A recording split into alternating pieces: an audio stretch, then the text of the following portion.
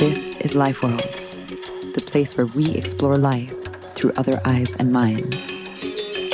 Let's flip the script and discover how to orient your world around nature. I'm Alexa Permanish. Come join me as we get down and forage for fungi, stalk coyotes, draft laws for rivers, hum with beehives, sing bird language, and help beavers to dam again. Let these stories spark your reconnection to nature's multiverse. Learn how to bring ecosystems back to life, become an agent for other intelligences, and begin to see how you too are the sum of all life worlds. You're listening to the full episode of Urban Ecologies with Gavin Van Horn. Hello and greetings. This week, we're talking about cities and nature. As always, I'll be adding a life world slant to the conversation, focusing on how those who dwell in urban settings can engage with the teeming and vivid animal world right on their doorsteps. I felt that we needed to have an episode about cities here on the show because it's been estimated that by 2050, over 2/3 of the world's population will be living in urban areas. That statistic, for me, foretells a hungry escalation of urban spread. And the way I see it, we can either choose to integrate more nature into these mega agglomerations, or we can start to say goodbye to generations of little humans who have had any contact with something other than the human species. That's to say, anything that is not human-made, synthetic, addictively technologized, or hyper-controlled. How do you think that anyone's imagination can roam wild and roam free and entangle with other intelligences if only high-rises and concrete rivers are in sight, if the world is increasingly digitized and screen-captured? And the sad part of this is that this nature deprivation systematically affects lower-income families, creating a damaging feedback loop that hits hardest at those who are already struggling to keep pace. And yet, cities are also beautiful. Cities are these wonderfully complex organisms, and they are also social incubators that provide dazzling connectivity and innovation due to the alchemic bumping up of so many human molecules. And so we must ask ourselves the questions, can cities be the best of both worlds? Can they provide both high social connectivity amongst human beings and amongst non-human beings? Can we design cities from the perspective and the life worlds of other species? And by the way, where does the city even begin? How can animals disrupt our associations of what cities are? Gavin Van Horn gets right into this topic. Gavin is the executive editor of the Center for Humans and Nature Press and is the author of 2 books, City Creatures, Animal Encounters in the Chicago Wilderness, and The Way of the Coyote, Shared Journeys in the Urban Wilds. His story teaches us a potent medicine for urban alienation, which involves honing our awareness to species like coyotes, robins, pollinators, and degraded urban forests. We talk about everyday intimacies, wild mutual gazes, the resplendence of pigeon feathers, and examples of mutual healing that occur when people repair urban lands and make nature whole. Here is Gavin Van Horn today on Life Worlds.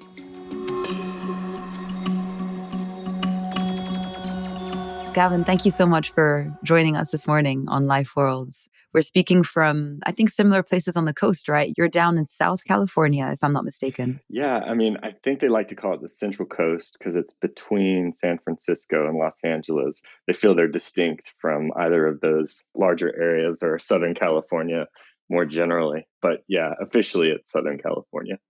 Yeah, it's funny how people stake out their identities. What I loved about so much of your writing and your book is that you use the term life worlds inside of your writing, which is great because obviously this is the Life Worlds podcast. And it's such an interesting word, no? Because everyone interprets it in their own way and form. And you can go back to like the German philosophy of it, or you can just use it in the way that I'm using it on the show, which is that every organism or form of life has its own unique lived experience of the world. And the agglomeration of all of those little universes make up a larger life world.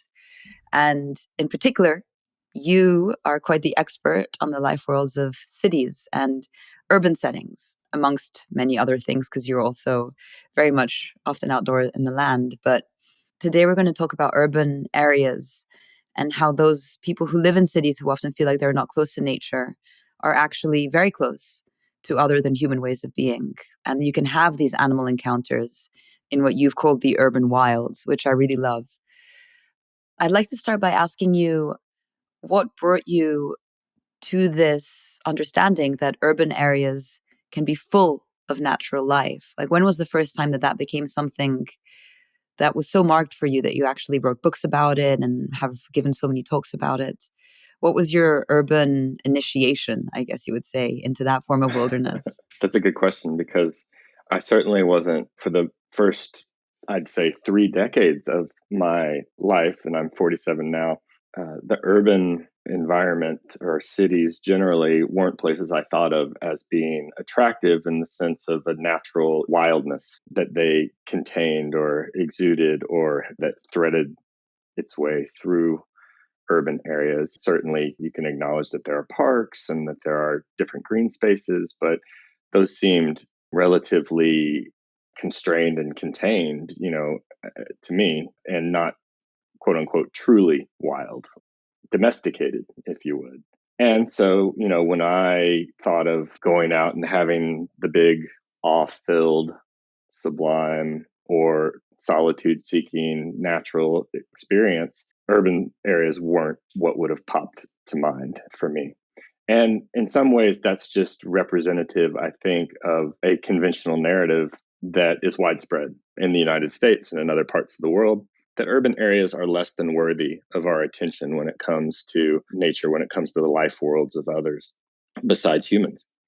That's something that was disrupted for me when I moved to the Chicago area, what I call and what some others call Chicagoland, representing more than just the city, but the surrounding greenbelt forests and the exurbs and other parts of Chicago. So the footprint of Chicago is a large footprint when it comes to the landscape.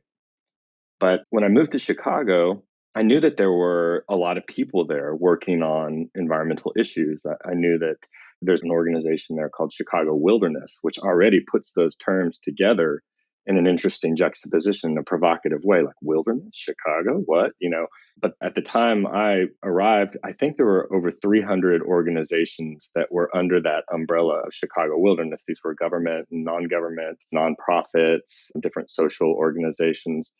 And they were all gathered together around this vision of a Chicago region and the flourishing of the natural world and the flourishing of humans alongside those natural spaces.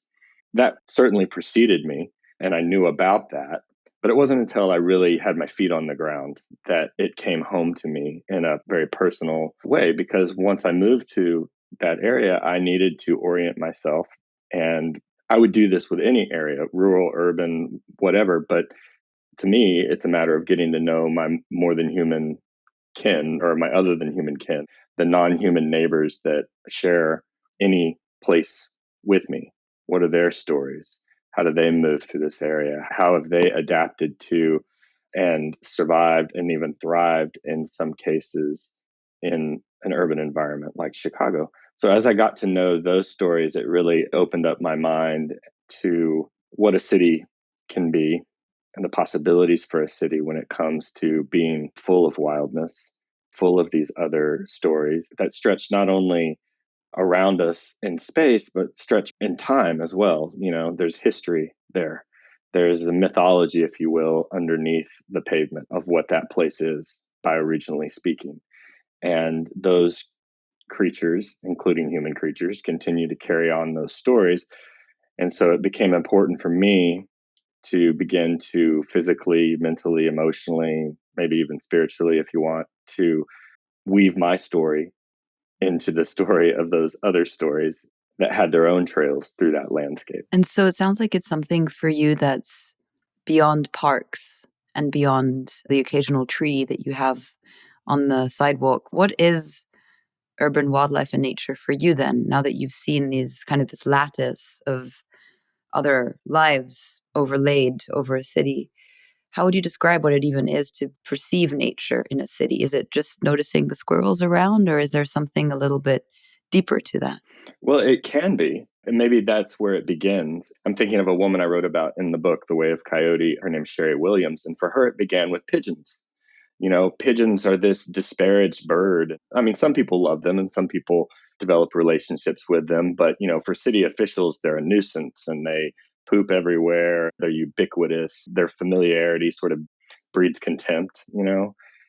But aesthetically, I mean, if you take time to watch pigeons, the iridescence of their feathers, the way that they coo and behave with one another, I mean, they're fascinating. And so this woman, Sherry Williams, she became friends to the pigeons around her, which led her to other types of animals. And eventually, she helped found, with the help of Audubon, a migratory bird preserve in her very densely populated urban home of the Pullman neighborhood.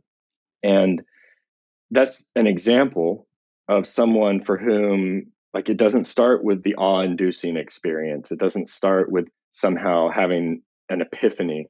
It starts with these everyday intimacies that then build or can build our capacity for care, our capacity for extending our empathic imagination into other spaces that we're a part of and beginning to see not what is lacking, but what is there already and what could be there. That's the imaginative part. If we were to build in such a way as to accommodate species that are other than human. I really like this phrase that you used in your book, the mutual gaze, and that cities are full of other eyes watching our behavior, not just human eyes. So, yeah, it could be the eyes of a pigeon, but it could be all of these other forms of life that are gazing at us. And in a way, you had this beautiful part of your book where you spoke about when you gaze into an eye of another creature, something deeply transcendent happens. And so we're moving in these cities, and there's these other eyes and these other forms of life watching us and being watched. How do people look for wildness in a city? Like, what are those practices of connection that people can cultivate? Well, I guess I would start with what's familiar to most people. If you're going to give your care to another person, you're going to start with your presence and your openness to hearing from them. You lean in, you show your interest, you allow them the space to speak or to engage with them. So the simple practice of presence, I think, is kind of fundamental to all of this. So when you stop moving through an urban landscape as though it's just backdrop or scenery to human activity, and you recognize, I'll go back to the word that you started us with, life world, that this is an exuberant tangle of life that is sometimes fighting for space, but sometimes is just thriving in between and above and below and everywhere. And so as we become aware of that, that this is a living space, a lattice work, as you said, of green ways and blue ways, then we begin to familiarize ourselves with whether it's a local neighborhood or backyards, a larger chunk of an urban area, the shoreline. There are plenty of places, but we begin to recognize, for me, it was the Chicago River became a real magnet, a real draw for me because water tends to concentrate other forms of life. We all need water. And so the birds that would come there, including great blue herons and black crowned night herons, and the turtles, the amphibians, the frogs, the dragonflies, the minks, the beavers, all these different recovering, in some cases, species coming back to the river, coming back to this area that had been so polluted but is now being cleansed, the very lifeblood of the city in a way. So being drawn to those concentrated areas of life, I think you begin to understand where other animals are using and living and traveling through urban areas. So your senses become more attuned to where those intersections of presence can happen. But that said, I probably would say that that can happen anywhere. An example of sitting on a balcony of an apartment with a potted plant, you probably are going to get bees or butterflies visiting that plant. The soil itself contains a multitude of mites and biotic soil organisms of all different types, sometimes not visible to the naked eye. But again, if it's a matter of being present, there is wildness there as well, from the micro to the macro. And you spoke about, well, earlier spoke about pigeons, and I want to return to Sherry's story. And in your book, you speak about birds and how for you, bird language was a really, really fascinating doorway. You wrote in your book about John Young. I've done a workshop with him, and it's so interesting how for most of our lives, if we're not trained in that, it's just birds singing. And then actually when you can get into birds, it's like they have all these different calls and they can indicate different things.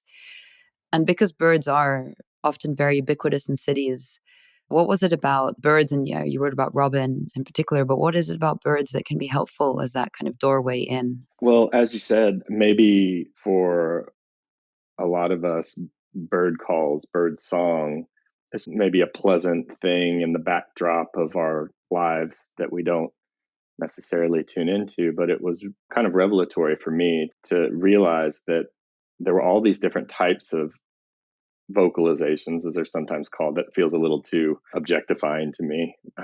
I'll call it language, all these different syntaxes and grammars that were being used among birds. And robins I use because they're so present in most urban spaces. They're an easy bird to kind of tune into. They're not just there during fall or spring migration, they're there year round. And so they're a constant companion in urban environments. And so maybe an easy one to start getting to know.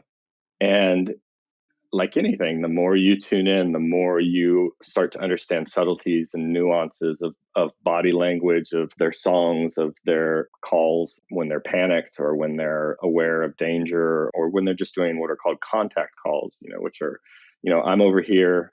Okay, I'm over here. I'm over here. Okay, I'm still here. So for me, that was really important because it kind of shattered the illusion that humans were the only ones that were speaking or the only ones that had a communicative language. Maybe I thought about birds as communicating with one another previously, but I didn't think that I could understand it, that was somehow walled off from me. But once you start tuning in, it's certainly possible. And people like John Young are expert at it, of knowing what's going on, not just among the birds, what they're communicating about the whole environment that they're in. You can pick up a ton of information from what they're doing and what they're saying. So I guess it was just another really important step for me or example for me of this is not confined to human beings, language. Or, you mentioned eye to eye encounters before. Other animals regarding us is another way in which it shatters that illusion that we are somehow separate or apart or the only subjects in a world full of what we often think of as objects, and no, there are subjects of a life all around us. Thomas Berry calls a communion of subjects. And having our gaze returned or hearing the languages of other species is a reminder that we're not alone, that we are not a species that is apart from other species stories, that we're not the only ones telling stories about them, that they're also telling stories to each other about us. Yeah, I had a very funny experience happen to me a while ago. I was hiking in the woods, but then I was just sitting quietly and there was a lot of bird calls happening and bird communication. And then I heard these two other human hikers coming along and I heard their like conversation. And I'd been so tuned into the birds that when I heard the humans speaking, and it was my language, it was English, but it just sounded like two animals communicating to each other in the way that we can imagine how animals do. And all of a sudden, it was like I was a bird and I was hearing these two humans babbling. And I'm like, oh my God, this is what humans sound like.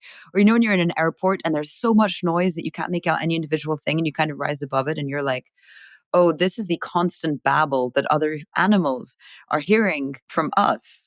And so when I tune into bird language, especially in a city, I always try and think like, well, this is what they sound like to us, but what do we sound like to them? And Yeah. and it becomes kind of trippy because you're like, gosh, it doesn't actually sound that good. That I know exactly what you mean because oftentimes we're really loud, right? We're walking along, we're talking really loud, we're stomping through. And that's why I picked that line, John Young's work of soften your presence in the world if you want to learn what others are saying. And that works with birds, but it's also kind of a good philosophical foundation, if you will. Like, what if our cultures soften their presence in the world? Cities would look a lot different. I mean, talk about noise pollution, and what would it look like to soften our presence? And that allows the space for others to exist. Yeah. And as you said before, like the world is full of people and only some of them are human, right? That sort of famous line.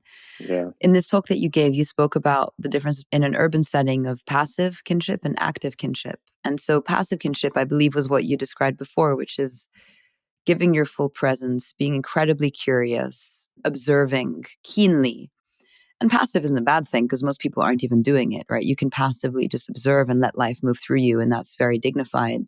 Mm. And in your example of Sherry, what she started doing was active kinship, which is creating more habitats for that kinning process, right? And creating more collaborative spaces so that humans and more than humans can be somewhere together.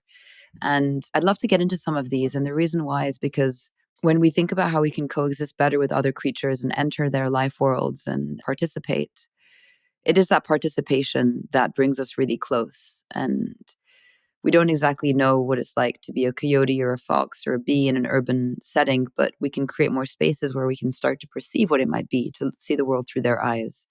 And so you've given examples in your work about pollinator pathways and these adopted street corners and these small micro rewilding acts, because sometimes like climate and crisis can be so paralyzing that for most people massive actions are out of reach. So it's these small actions that can bring that active kinship and that can create an encounter with more than human forms of life that people don't actually know is instantly available for them. So I really want to dig in some examples that you've shared. And you shared Sherry creating these migratory routes. And in your book, you shared this organization that sounded amazing called Greencorps, who are transforming, I'm quoting from your book, transforming parts of Chicago by increasing the resiliency of urban lands. Maybe you can speak a little bit to how restoring an ecology in a city and the examples that you've come across has really helped to heal humans, and then how that has helped to heal their relationship with nature, and it becomes like a virtuous cycle. So maybe Greencorps would be an interesting example, or the Urban Biodiversity Monitoring Project that you also wrote about. But I find these examples really interesting. Yeah, I really like the way you put that as a virtuous cycle. It's like positive feedback, right? It's positive forcing, I think, is the term that's often used in science and climate science. And I think that it's a really important thing to emphasize because it's not simply a matter of self abnegation, of self sacrifice. We are healed as we heal. And I think that most people that, say, for instance, are social workers, probably their main motivation for doing it, there's the feeling of bringing healing and wholeness to the lives of others that redounds back to us. And that makes total sense. We're just talking about relationships here. So, if we have a relationship with a landscape and we are invested in that landscape and it's healing, and by healing, guess I should specify because not everybody might know exactly what I'm after when I'm talking about that, but they might think of beautification or something like that, and that certainly can be a part of it. But a lot of times in the Chicago region, in the state of Illinois, 99.9% plus of the prairies that were historically there are gone. They've been covered up by pavement through mass agriculture, most of which is monoculture. The prairies have been dug up and replanted in this rich and fertile soil for those purposes.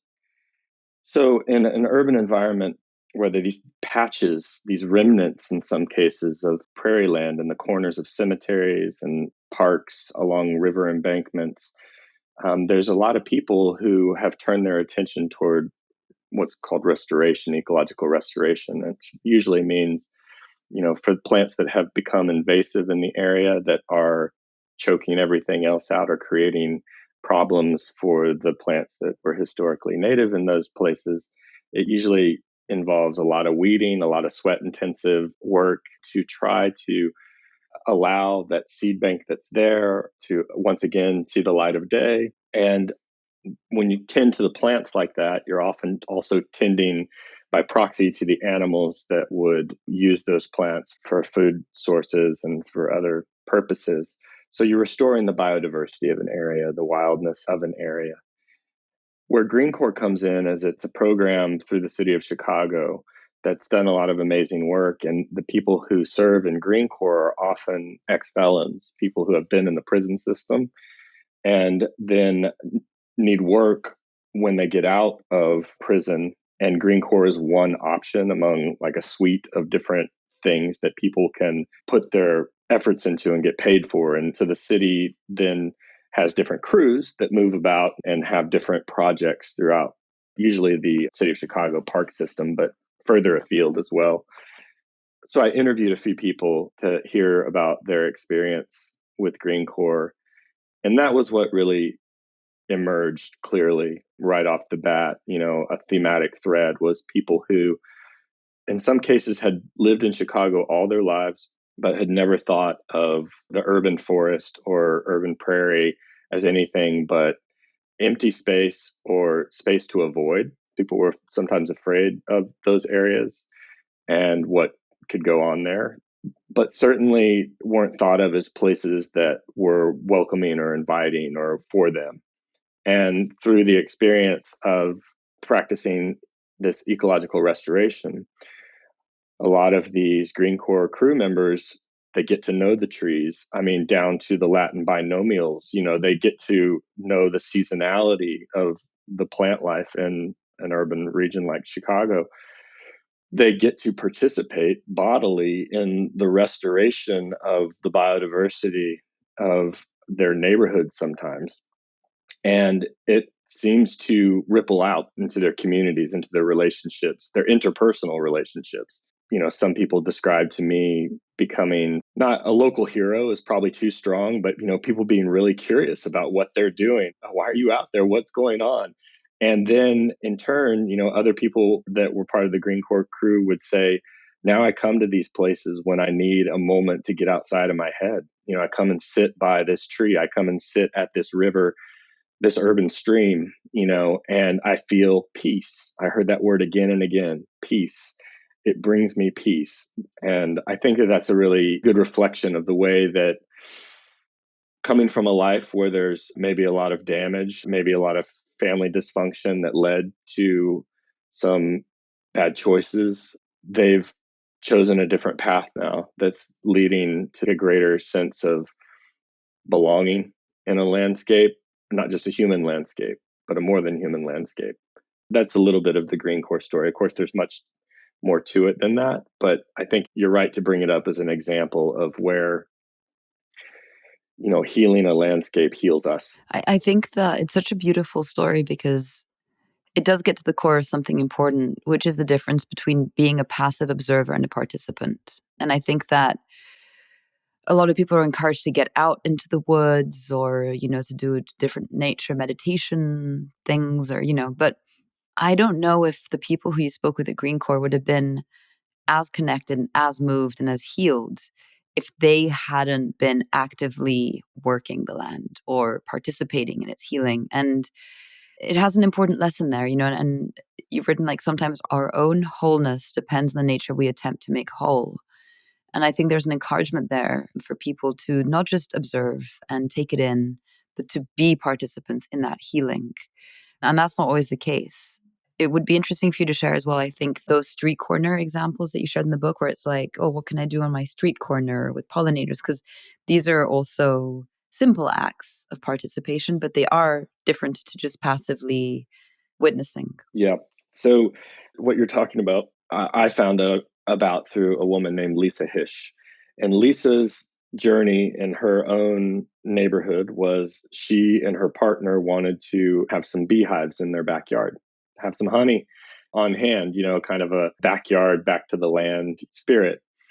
And when they were situating their hives, that made them think, well, where are the bees going to gather their pollen from?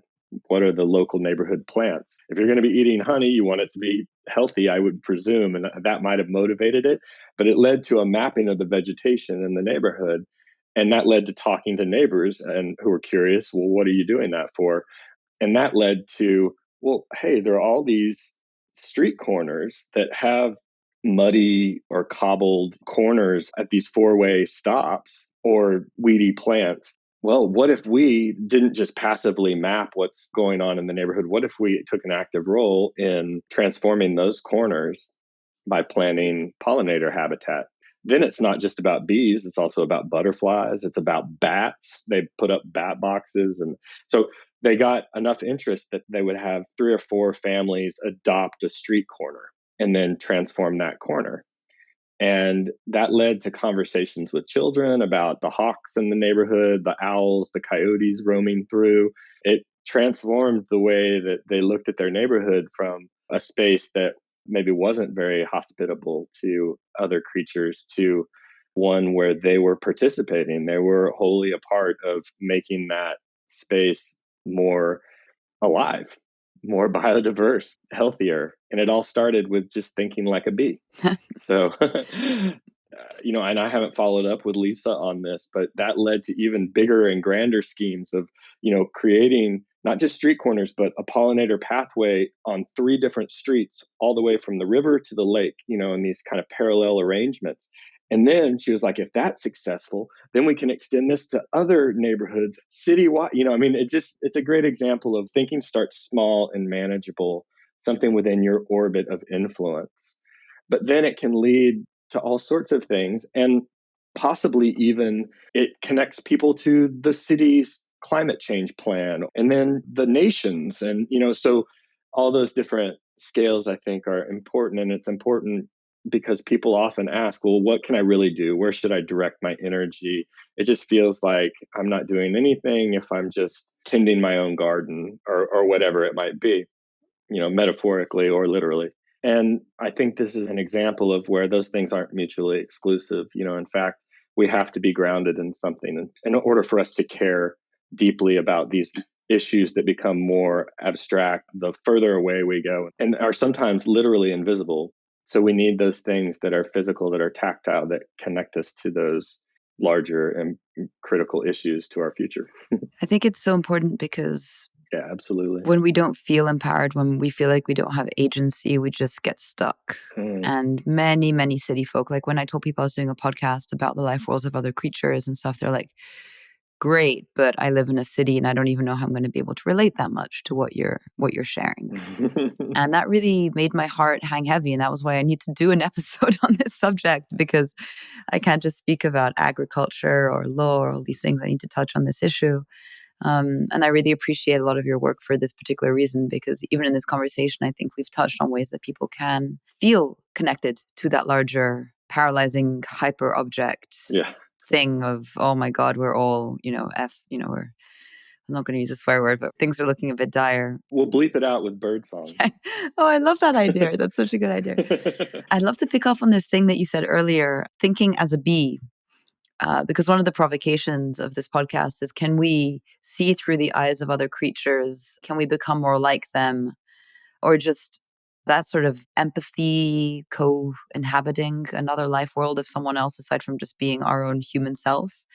Because we're impoverished, I think, when we don't know the life of other creatures. It's just like a echo chamber and a mirror all at once. It just sounds pretty boring, in my opinion. I couldn't agree more. You have a lot of teachers in your books. You have the robin, the blackbird, books, papers, writings. You have the book, the blackbird, beavers, robins, herons, obviously the coyote, who we haven't spoken about yet, voles.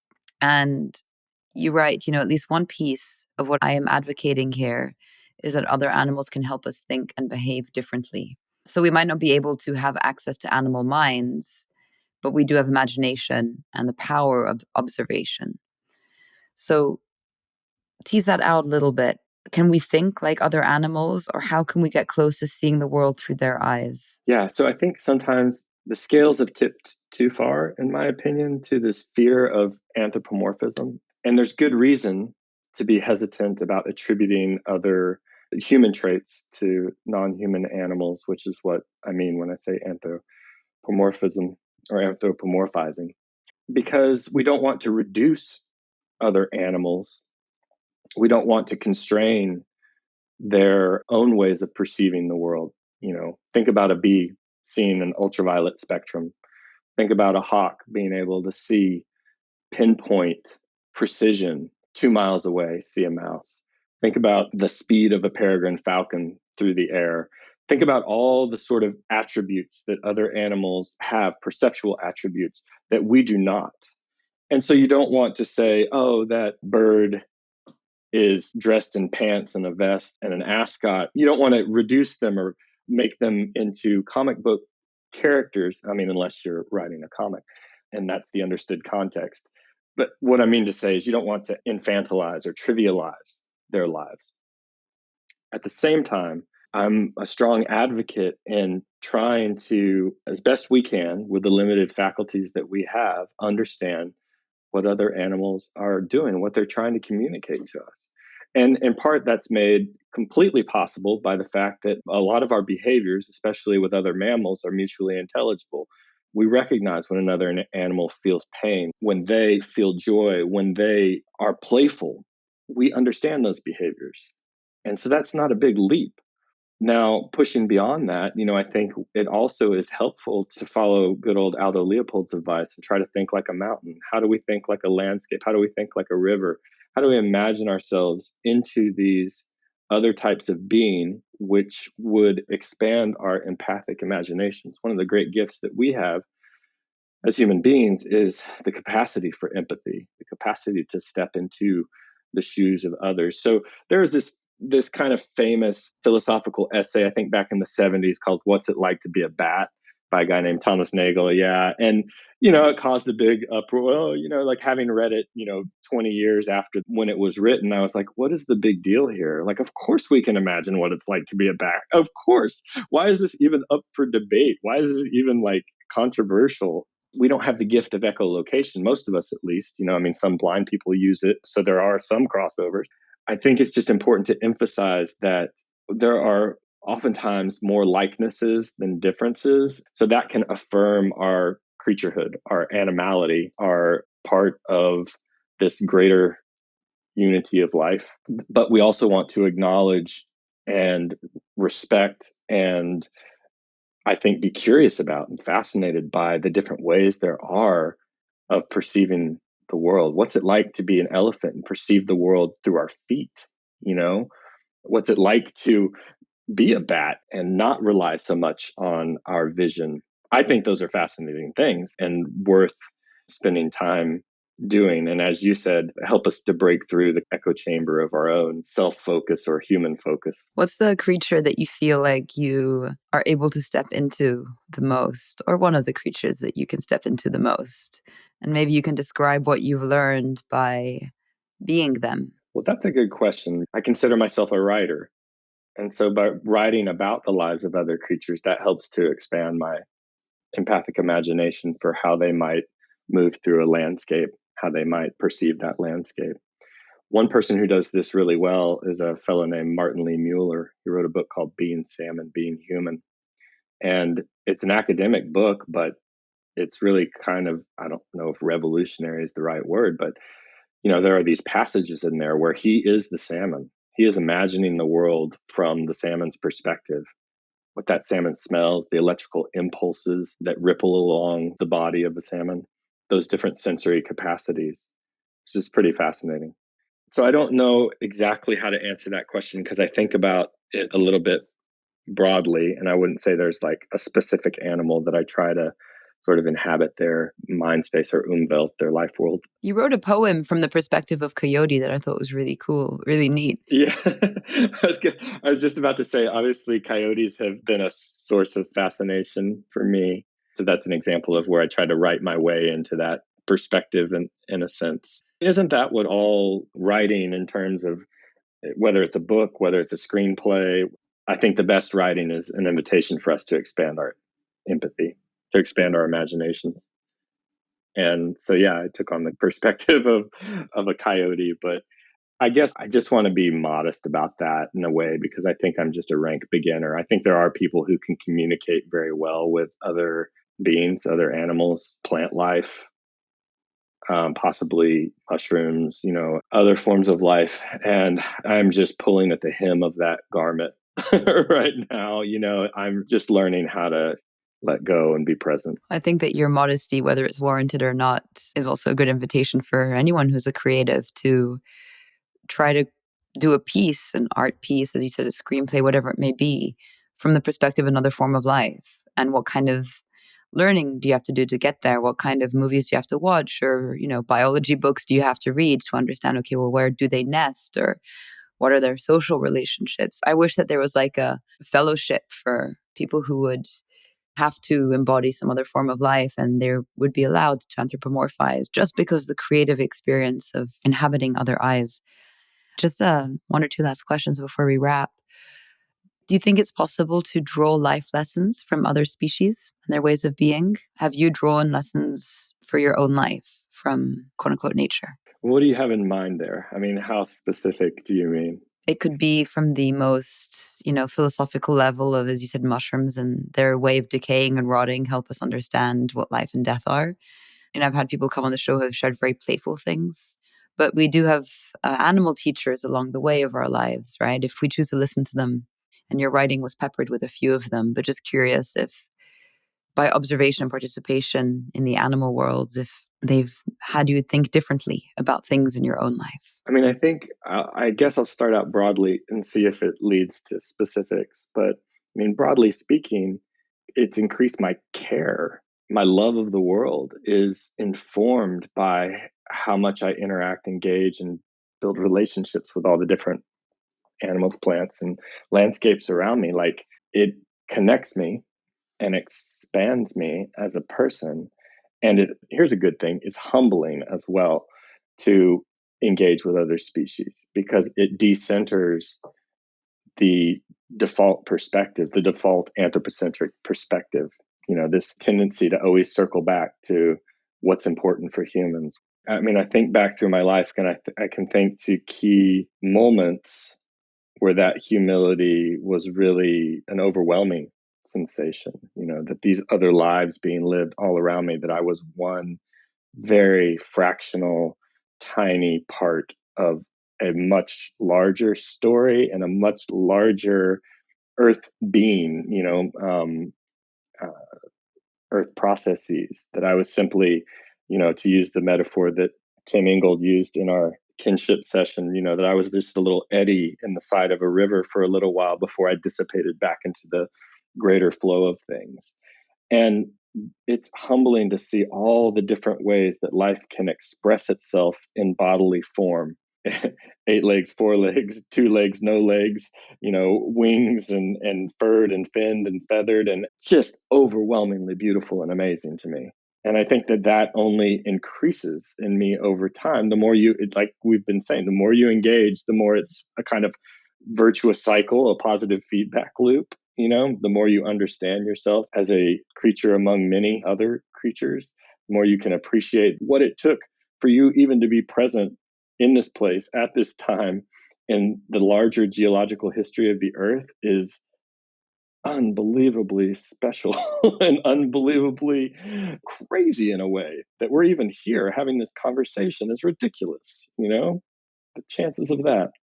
So that's a broad way of putting it. And then there are those other sort of just daily interactions where you're just kind of slapped across the face with something that happens that you've never seen before as you're watching a crow dive bomb and tumble in the air just for the pure joy of it, or whatever it is. It can be anything. I mean, the possibilities are literally endless, for what we turn our attention to. But maybe there's something there along what you said, because there is a kind of, I don't want to use the word progressive, but there is an unfolding learning that as you learn baseline behaviors, you learn also what deviates from that. Like, when is something kind of special because it's different? Like, oh, that animal is behaving very differently than I've ever seen those animals behave together before.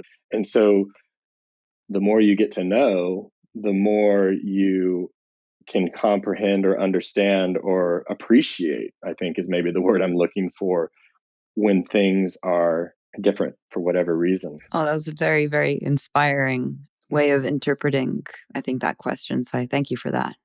Yeah, I was just thinking as you were speaking, it's like it would have been incredibly strange to not have had the presence of an animal or other form of life, right? It could have been an element, an elemental being, or very rare to not have that in our cultural narrative. And yet today it's like, oh, well, maybe throw in some creature for like, some effect in the story. But because so many people are living in cities And that's where a lot of art and creativity and innovation is coming from, and technology is coming from. This question of how we sensitize those who are surrounded by glass and concrete to look beyond that, I think is really important, because otherwise our stories will just become more human. And then that is not necessarily a world I would like to live in.